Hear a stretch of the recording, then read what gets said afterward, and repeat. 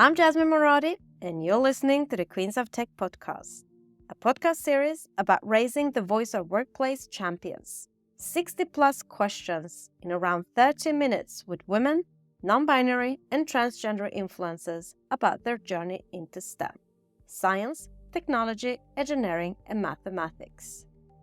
I started the Queens of Tech podcast initiative in May 2022 because I would like to retain more women, non-binary, and transgenders in the tech industry.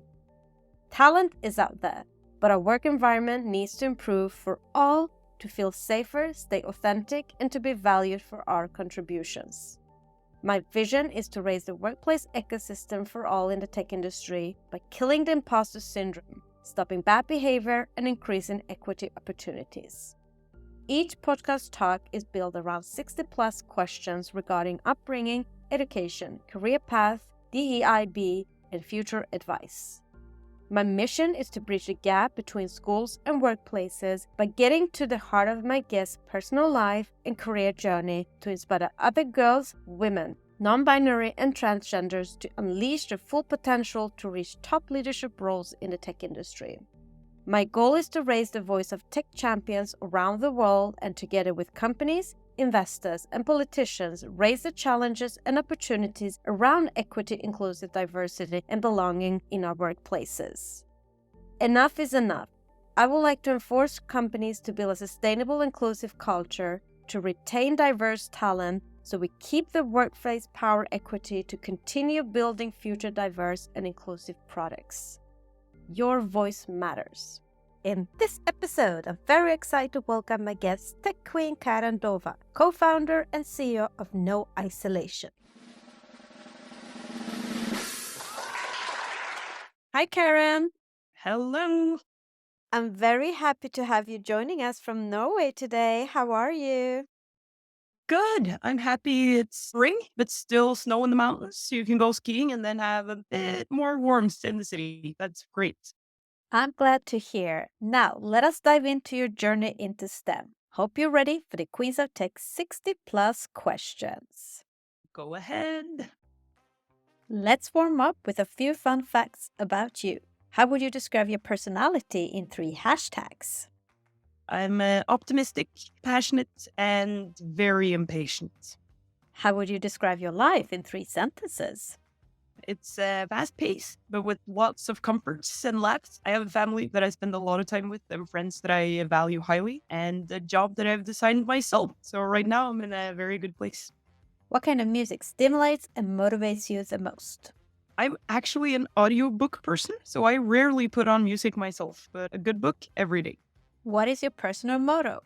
It's better in Norwegian. Boka blir bra. But I'll try in English. The book about this will be great, meaning that if anything goes wrong, at least there's a story to tell. It doesn't translate very well, but you get the gist. What is your favorite book? Wolf Hall by Hilary Mantel. What is your favorite podcast? It's a Norwegian one as well. So it's a UX podcast about usability, which is great. Mac or PC? Mac. Say something interesting about you that most people don't know. I know everything there is to know about Henry VIII, as in the king in England back in the days. I actually think I know everything. I've read everything at least 3 times. What is your hidden talent? So I've taught myself how to rose paint, which is kind of a traditional art form that I enjoy a lot. If you were going to write a book about your life, what would the title be? Oh no! Exclamation mark, and then never mind, in like parentheses. Great start. Now, let us dig deeper. Our childhood has an effect on our adulthood. Our early experiences shape our belief about ourselves, others, and the world. Now, I want to discover your childhood. Where did you grow up? Oslo, Norway. What was your dream job as a child? Either dentist or like doing ceramics, pottery. So I didn't know. And then I grew up thinking that I was going to go into a bank when I was more like a teenager. And I was so wrong on all of those accounts. So I had no idea. What was your favorite subject in school? Math. What was your least favorite subject? Religion. What is your earliest memory of technology and the arrival of the internet? I have two things. So MSN, definitely, like that made an impact on me. But my dad also sold internet back in the day where you had to actually buy a CD and install internet on your computer. And he got a platinum plate because he had sold 100,000 of these like internet installation discs. So I thought that was cool as well. Which were the three first technology gadgets you owned? I think that's pretty standard. Phone, a mobile phone, and a Discman. And yeah, we had a home computer. Who was your female role model growing up? Pippi Longstockings, I think, is my like number one, the one I've been looking up to a lot. She is cool. How do you think where you grew up and the school you went to and the generation you come from influence your education and career choice? So greatly. I've been extremely privileged. And you don't think about that when you grow up, right? But I've been in a family who's not seen gender, which is great and wasn't naturally a part of our generation necessarily. But my mom and dad has never seen me as a girl in quotation marks. I also think the educational system, although it didn't fit me very well, it was ready to adapt to how I thought. I have ADHD, so I'm a bit all over the place. They managed that. Yeah, no, I think I've been extremely lucky, which in a worse word is privileged. Interesting. Now, I'm going to read two quotes. First one. How does the universe expect me to choose a career path at 16? I can't even choose what I want for dinner. Second, Abraham Lincoln said, I quote, the best way to predict your future is to create it.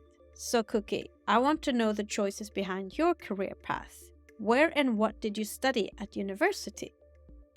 I started studying economics at the University of Edinburgh because I thought at that point that I was going to go into like banking. That is the most boring 6 months of my life. So I dropped out when Christmas came, went back to Oslo with tail between my legs and thought, okay, now I'll turn into nothing. But then a friend of mine recommended that I check out computer science. I had no relationship to that at all and programming. So I ended up at the Institute of Informatics Computer Science at the University of Oslo, where I never thought I'd actually go because I thought I'd be out of here. But the universe has in some way brought me back to Oslo every time I've tried to leave. So here I am. And I fell in love with computer science and UX design. Never looked back. Who and what influenced you to get into your chosen field? I don't necessarily see risk in the same way as others. So I don't think about things as long as a lot of other people do. So when my friend Ingrid said, hey, I think you'll love computer science, I thought, what the hell? Maybe I will. So it wasn't a very conscious choice. I was more, in a place where I didn't have a plan at all. Might as well do that and fell in love. What professional roles have you had before? So early on in my studies, I got a part-time job at something called StartupLab, which is a tech incubator right next to the university. So it's on campus. I ended up spending much more time there than I should have studied more. But it was so cool seeing all of these entrepreneurs starting their own companies, all of their passion and dedication to what they were doing. I found kind of my people, it felt like. And then I co-founded another company called UX Lab, which was a very steep learning curve. Ended up going back to my old job at StartupLab for a period and then starting No Isolation. What does No Isolation do? We are a tech company, started initially by three engineers wanting to prove that warm technology can exist and must exist. As we started out developing a tool for kids with long-term illness. And when we first founded the company, we didn't know what products we wanted to build. We knew that we wanted to solve an issue. And then we spent a lot of time researching what happens to kids with long-term illness and how can we actually build a product for them. And ended up with AV1 telepresence robot. And then later on, we built another product for the analog seniors, which is the world's simplest computer. It's been very cool. And I hope long-term that No Isolation can and will develop tech products for all demographics that kind of fall outside of the society. What is your title and what is your main responsibilities? I'm CEO, which I think means that I'm responsible for it all. And right now I have the luxury of having two managing directors, one for AV1 and one for Comp. So now I'm working very hard on making sure that our products are developing in the direction they should, that we are building the right scaling plans, and that first and foremost, that the people working at No Isolation are happy and feel like they're doing a great job, which I found that if they think so, it's right. It's never me who decides that. What does a typical workday look like for you? I think there is no typical workday for me. I love the quote, choose a job you love and you will never have to work a day in your life. What do you love about your role? I love that I have the power to do good. I love that I have the opportunity to implement ways of working, systems that actually increases diversity, that make sure that we can have a work-life balance. I love that I get to be part of recruiting people who might actually have fallen outside of the society. I love that I get to make products and measure their impact and then improve on our products. So yeah, I get to double down on the things I care about and kind of set the tone that's important to me. And what is the best experience you've had in your role so far? Any examples? In general, user stories are the ones that whenever you can actually talk to or hear from a user, that makes your week, month, year worth it. So those are the highlights. I also think whenever you get good feedback from the team that now we're doing the right things, that sticks. And what is the biggest challenge you've encountered so far and how did you tackle it? The greatest challenge of the entire no isolation journey has, without question, been complexity. There's a lot of difficult tasks in fundraising, product development, scaling, hiring. All of them individually are okay, or at least I experience them as manageable. What's been a challenge for me, and especially with who I am, I'm quite good at hyper focusing. But then when you have the complexity of so many things that needs to go well at the same time, that in itself becomes a big challenge for me. But yeah, I think I've overcome that challenge or managed it by having great people around me and dividing up responsibility and making sure that's not all on me, because it shouldn't be and it cannot be.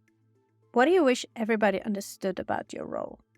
There's a lot of people who actually, for some weird reason, has a lot of sympathy with the CEO role. If you think of no isolation's role in society, I would love for people to understand that if we actually prevent social isolation and loneliness, it will give us so much joy and it will save us so incredibly much money. And I would love for the world to kind of realize that happiness in itself is very profitable. That would be great. And what is the one common myth about your profession that you want to disapprove? I think the common misunderstanding that I would love to disapprove is that tech is something evil and mean. Technology is pure and simple a tool that does what it's designed to do. And it's the engineers and designers that are to blame whenever technology does anything wrong. I would love for that to kind of be a change of mindset in the population, that technology in itself is absolutely nothing. What do you love about working in the tech industry? Oh, I love the pace. I love the way people are actually inventing new things. I love that there are so many minds who hate status quo and that challenge the status quo. Yeah, the general just level of creativity is great. I think very few industries have the same luxury of like crazy people running around with ideas that can actually come true. That's brilliant. Oprah Winfrey said, I quote, think like a queen. A queen is not afraid to fail. Failure is not a stepping stone to greatness. What has by far been your biggest achievement in your career? Well, no isolation. And the fact that we're still alive and thriving is definitely that. I also have a daughter. Whenever, like during birth, they kept saying, the nurses, that, oh, your drugs are great, you're brave. You have no choice. You cannot pull out of that situation where I'm like, this is not fucking brave. If I could leave, I would have right now. And I think it's much braver and much heavier to choose to stay in the development of a company. And there's nothing in your nature telling you that you have to endure this. So choosing to endure that is, I'm more proud of that. What is the biggest factor that has helped you become successful? Any success habits? I'm very solution oriented, and I think that lies in the optimism. I want to see the positive side of things, and my head automatically goes to the plus side, which I think what's made this all possible at all. How do you measure your own performance at work? Oh, through the OKRs and through our, all of the metrics that we have chosen to follow, like NPS scores and active units out in the market and employee NPS. So many metrics. What would you say is your biggest failure in your career and what did you learn from it? I have tons. I think during my years at StartupLab, I was depressed without a doubt, without coping with it in a very good way. I was seeing a psychologist, kind of medium trying to fix myself, but without putting actual effort into it. And I ended up hitting a wall quite massively. I was out of work for 7 months, didn't go to the store or anything. And great learning from that is that you have to check yourself before it gets too bad, which has been very valuable in the years at No Isolation, to take a break when you need a break and to actively work on your own head as well. In No Isolation, I've done a lot more practical mistakes. Like we've scaled too fast. We've made assumptions, and I've made assumptions that has been wrong. I've too often listened almost too much without making up my own opinion, which I think is a thing that a lot of young founders do. They listen to advice without recognizing that I'm actually the expert of what I'm doing right now. No one else has the same amount of insight. I've gotten better at that. I'm still, the imposter syndrome thing. Like you think everyone else is better at everything. But I think learning that I'm on top of the things that are happening here, and then I will listen to advice, but I will make up my own opinion after I've heard that advice. Been a tough learning where I've made a lot of mistakes. What would you say is inspiring and motivating you the most in your role and career right now? Our users, without a doubt, whenever they have specific requests and stuff that they want to see in our products, it's very motivating because they're engaged, they like what they have, but it could be even better. Stuff like that is very motivating. Let us now jump into the influence of mentors, role models, champions, and sponsors. Role models can consciously or subconsciously be a powerful force in our lives. In addition, champions can stand up and advocate for us and open up the world of possibilities. Sponsors match emerging talent with leaders and influential employees who can help us move ahead in our careers. Do you have a mentor, champion, or a sponsor today? Yes, several, luckily. I've always had, not necessarily in the formal form where, hey, you're my mentor and I'm your mentee, but great people advising me that have gradually become friends, even though they're not same age or gender or fixed situation. My first boss at StartupLab, Alexander, has followed me through my career path, and I will still call him if there's anything I'm wondering about, which is great. Who is the female role model you look up to in your field? There's quite few, actually. Kristin Skogen Lund is one of the Norwegian. She's a rock star. History shows that it has been more common for men having mentors, champions, and sponsors in business than women. How important do you think is to have a mentor, champion, or sponsor during one's career? Oh, I think it's crucial. But it depends a lot on your personality as well, like who you connect with and how easy it is for you to let people in. And for me, on the business side, it's been very easy to be super transparent and tell people exactly how things are going. But I've met quite a few, both founder colleagues outside of No Isolation, where that's not the same, and that's not the same case. And I'm very grateful that it's been easy for me, because then it's easier to get mentors as well. You have to let them in and you have to let them know where they can add value to get something out of it, both for them and yourself. But for me, it's been absolutely crucial. They've helped me through ups and downs and all the in-betweens. Let's move on to leadership. Adena Friedman, President and CEO of Nasdaq, said, I quote, "Empowering those around you to be heard and valued makes a difference between a leader who simply instructs and one who inspires." And Shirley Sandberg, ex-COO of Facebook, said, I quote, "Leadership is about making others better as a result of your presence and making sure that the impact lasts in your absence." What does leadership mean to you? I think they summarize it quite well. It's all about empowering people, letting them, reflecting back. If everyone here thinks that they're doing a good job and adding value, they're right. It has nothing to do with how I perceive the value they add. Like, we have to have a common goal and then move towards that. And everyone needs to see how and when and what they can do to contribute to that goal. It's about inspiring and showing what direction we're going in without taking over any tasks or trying to tell people how to do their job, because then I wouldn't have employees. We would have robots. What do you consider a good versus a bad leader? I've had leaders that has been decent, but it's been very afraid of conflict, for instance. And that's poor leadership, in my opinion. Like, conflict is one of the things that you have to deal with before it's a conflict, meaning that you kind of have to actively seek it out. So that's been learning from previous jobs where I've seen others not lead, which also is like paving the way for others to not have to go through bad things. Good leadership, there's so many philosophies here and there's so much detail you can go into, but some of it all is just empowerment, isn't it? Who is your favorite female, non-binary, or transgender tech leader and why? Can I say Kristin Skogen Lund again? I will. How would you describe yourself as a leader?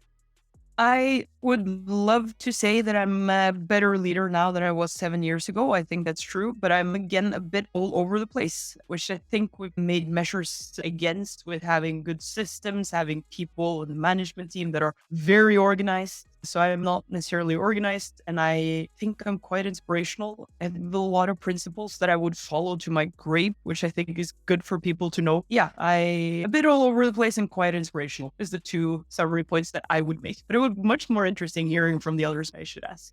What are your 3 strengths and 3 weaknesses?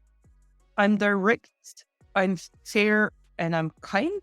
I think that's my 3 strengths. My weaknesses is the unorganized, quite outspoken, which means that I'm often misunderstood. I'll say things too abruptly or have an exclamation mark when none is needed. And last, I think impatient. It can be valuable, but very often I've found myself seeing that's a negative one because you need to breathe. Let us now jump into the hottest topic in business today, workplace culture, unlocking the power of diversity, equity, inclusion, and belonging. What does diversity, equity, inclusion, and belonging mean to you personally?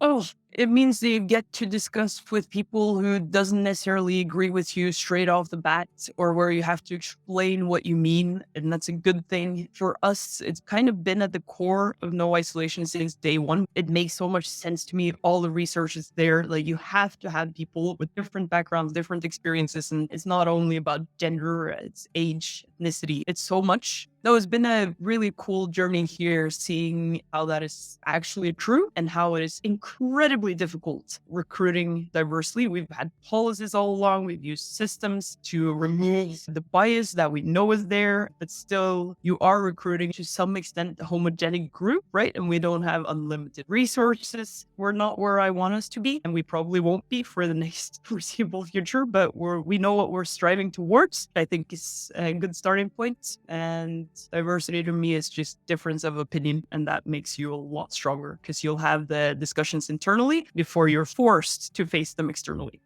What do you consider being 3 to 5 signs of good company culture if you were to join a company?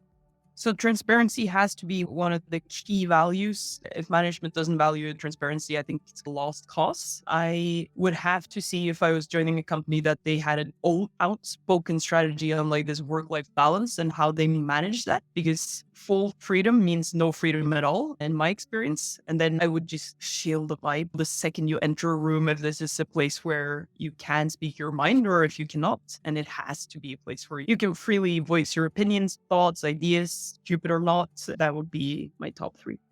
As a woman, what has been the most significant barrier in your career and how have you overcome these challenges? I've never been a man, so I don't know what specifically has hit me as a woman. But as a person, I think the greatest barriers, again, has been to create order around me in my head, because I don't have that naturally. And yeah, it's been a big obstacle for me, where pills help to some extent, but then I like myself better without them. I think having the right people and having them know how to work with me has been a great help. Why do you think it's more important for more women, non-binary and transgenders to join the tech industry today? I think it's the same as the diversity question before. You have to have difference of opinion. And if you have too homogeneous a group, any group, you'll end up making so many mistakes that you could have avoided so easily. I think specifically what we have seen in a couple of incidents in Norway is that female founders focus on different type of problems than men, which would also mean that more female founders means a more diverse selection of solutions, which I, as a consumer, would absolutely love. So yeah, more diversity, period. Do you and how do you speak with your colleagues about DEIB challenges, for example, salary gaps and promotions? It's such a cool topic. I've worked a lot on something internally called the salary scheme, where we have a transparent scheme for how we set salary, which has been a great opener of any conversation on kind of the salary gaps, because it shouldn't be bias driven. Your salary should have nothing to do with what you've been paid in your previous job. Like, there's so many errors in the way salaries are being paid across the board. And so we wanted to eliminate those. In general, I'm invited to speak about diversity and salary gaps gaps in like female entrepreneurship externally quite a lot. And obviously that's taken back to no isolation so that people can be a part of that if they want to. Should maybe do it more now that you mention it. There are many public and internal discussions about the barriers women, non-binary, and transgenders face from reaching high position in the tech industry. How do you feel it has affected and is affecting you, and what is your advice on how to best unblock these roadblocks?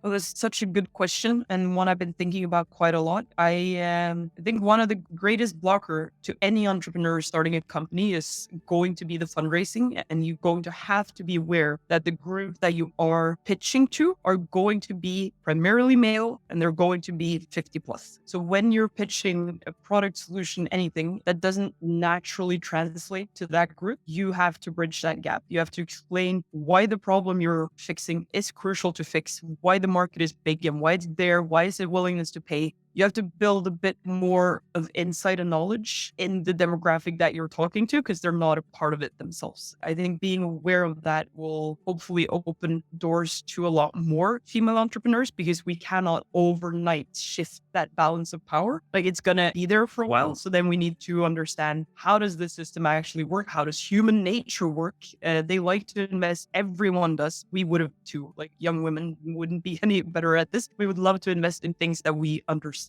where we can see that we can contribute, and we have to meet them on their home turf, not in how we act or anything, but just give them the background that they need to see where you're coming from.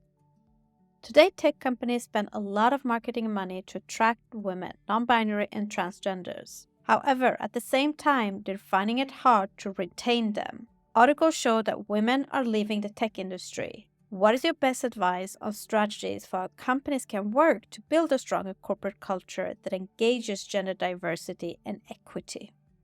In any company where, and I've seen this especially at the Institute for Informatics during my studies, we were so few women and they did an amazing job as connecting us. So we still felt part of an actual environment. We weren't the odd one out. And I think in many companies, you do your diversity hires, to put it like bluntly and ugly, and then you expect that one person to tip the scale or do, but you cannot be representing an entire demographic on your own, right? You're not going to make any changes.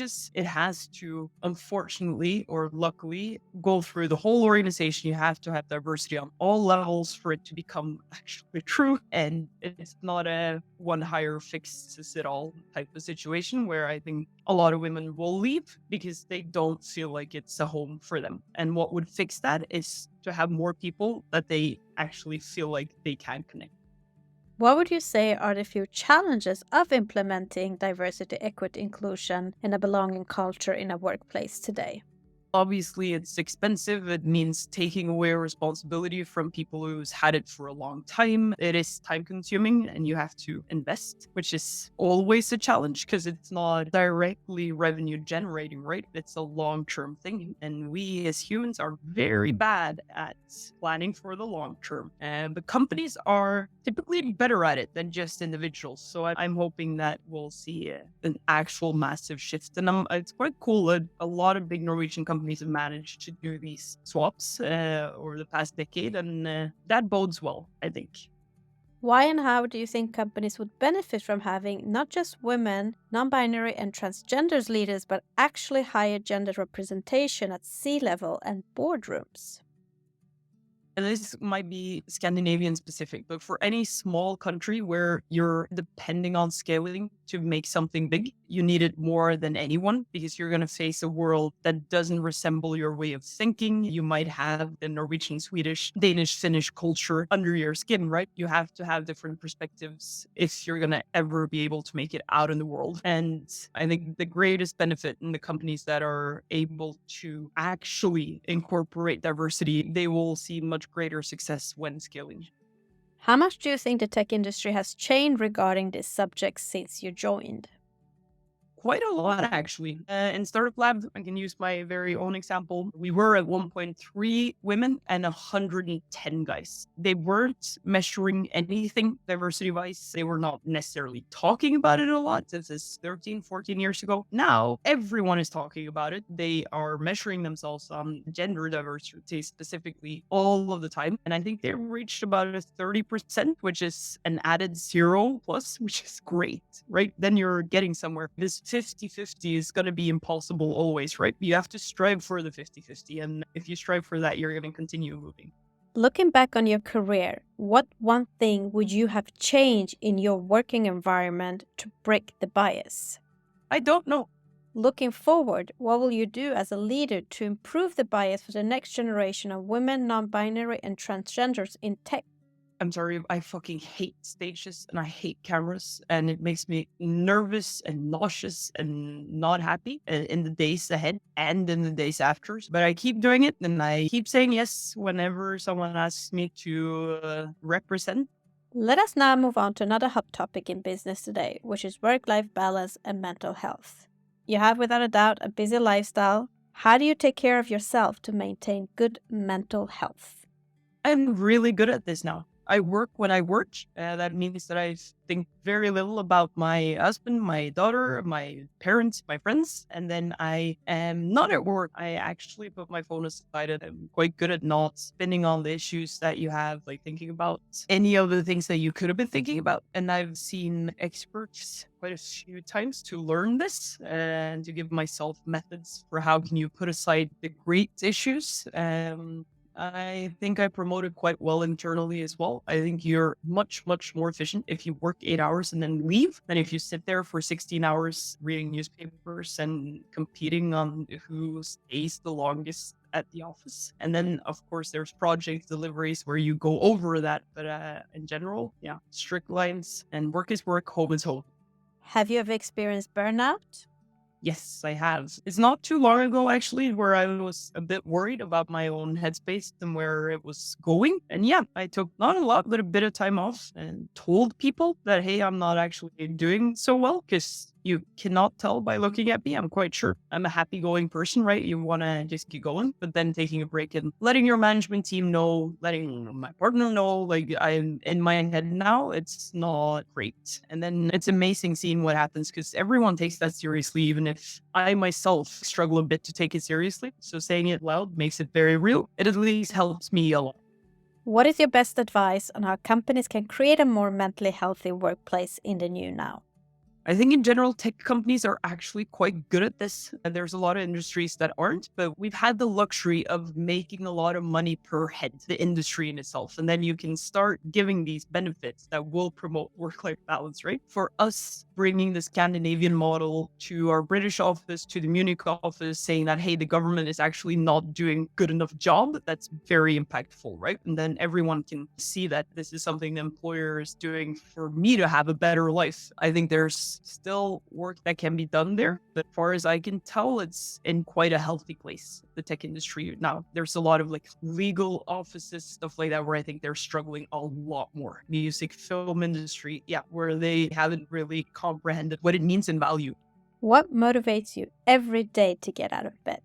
My colleagues and our users, those two.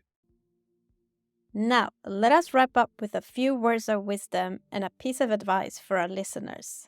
What is the best piece of advice you've been given that has helped you during setbacks in your role and career?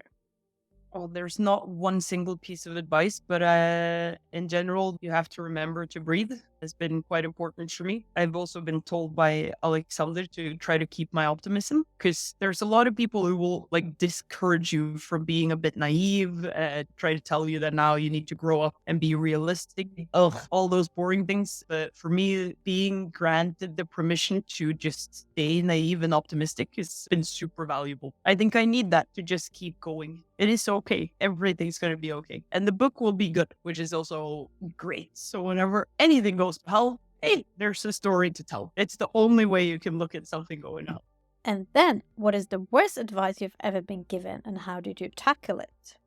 Oh, so much bad advice. Scale this quickly, do that, hire this person, and take a shortcut here. A lot of advice that has been given from a good place, like people wanting to see you succeed, wanting things to go well, but then without realizing that they don't have the full context or they don't see the limitations of the company, of or deliveries, anything. So far, I must admit, I haven't always handled that very well because I've taken that advice or I've, tried to listen. I think what I've learned from it is to listen and then decide. Listen and execute are is very bad order of things. Listen, think, and then execute.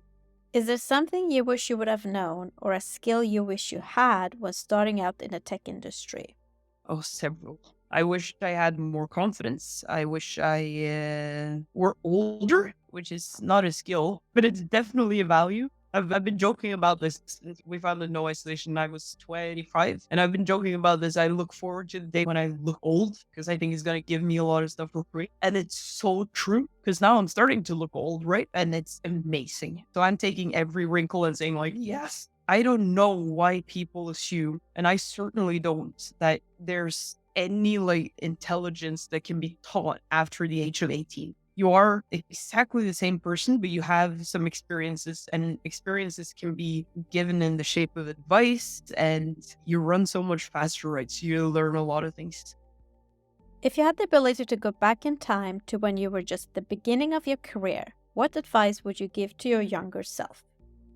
Think again, breathe. Keep your optimism is also something that I could have heard and listened to even earlier because I gave myself a lot of beatings for being me. And the first 3-4 years of No Isolation, I would have been happier during those 3 years if I had given myself less of a beating.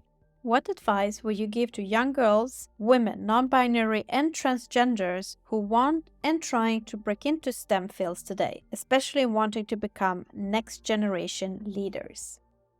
You have to believe that you're good enough because if you don't, no one else will. You have to just say fuck you to the things you've heard about gender and what girls can and cannot do. That upsets me so much every time I hear these comments, and I will not and cannot repeat because it bothers me too much. So yeah, look past your own gender as well, because why the fuck?